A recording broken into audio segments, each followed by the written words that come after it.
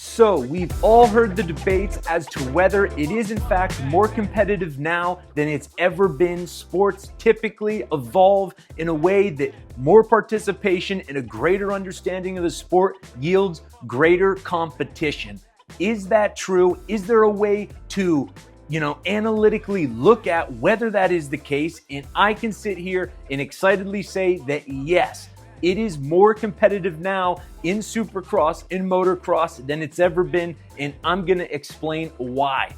This was kind of inspired after the video of Jet Lawrence going after Jeremy McGrath's and Ricky Carmichael's titles and the ongoing debate as to whether it is more competitive now and by how much. And I realized that a possible way of examining this question is to look at qualifying lap times in Supercross. Thankfully, Supercross, I believe live.com has all of this information archived all the way back to 2003. So you can look at main events, heat, fastest lap time, etc. So I thought, what if I looked at the earliest available data for qualifying lap times? And this turns out to be 2007, 2008. In 2006, they used a qualifying race format, so it would not be apples to apples. But if I looked at 2007, 2008, the fastest qualifying times from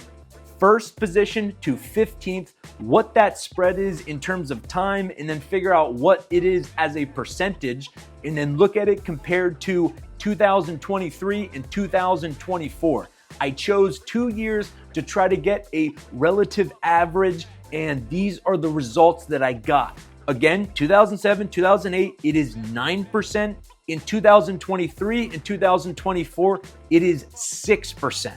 So from this, we are literally looking at data, objective, empirical data that is telling us it is now roughly 50% more competitive than it was in 2007 and 2008. Now, again, I know this isn't absolutely emphatic, but I do think this is a really unique and novel way to literally look at numbers that are devoid of opinion or bias and literally answer, okay, is it more competitive? And if so, by how much? And based on this, it is approximately 50% more competitive now than it was back then. This really isn't surprising because every sport undergoes this. There is two phenomenon that really drives this change. One is the most obvious, participation. The higher, the greater number of people participating in a sport, the more competitive it's going to be. The second one is a little bit less obvious, and that is the longer the sport is around, the more people understand what is required to be competitive at that sport. Fewer and fewer secrets remain. If you imagine what Ricky Carmichael did with Alden Baker, he completely elevated the training side, the diet, the training, the preparation. He took it to a level that had previously never been seen in the sport. What's interesting now is that no longer really exists. There's no longer big, significant tactical secrets that exist in this sport. We know what works. We know what it takes. We know what, the diet looks like, the training, the prep, the sleep, like all of the different components, the building blocks, we have kind of figured out. So if you extrapolate this back in the 80s and 90s when it was much younger, imagine the different sort of advantages that a rider could have if you understood diet, if you understood, the proper training. It would be just massive, the potential advantage that a rider could have. Now, the top guys are all busting their ass. They're all eating well. They know what it takes on the bike. There's not really secrets left, and the secrets that are left are responsible for maybe a fraction of 1% gain rather than 5%, 10%. So this is a big reason why sports, as they mature, it gets just naturally more competitive because more and more of the people figure out the recipe.